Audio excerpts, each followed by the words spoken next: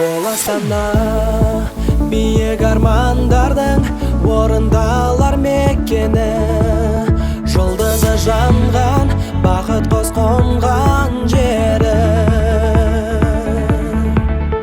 О Астана, алғаш көргеннен өзіңе ғашық еттің мені, келеді арнаған.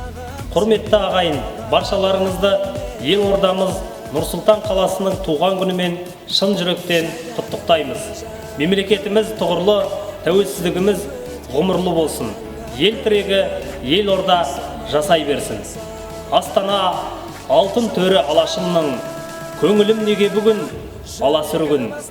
Ол әкемнің иілмес кеудесімен көз жасына ескерткіш анашымның.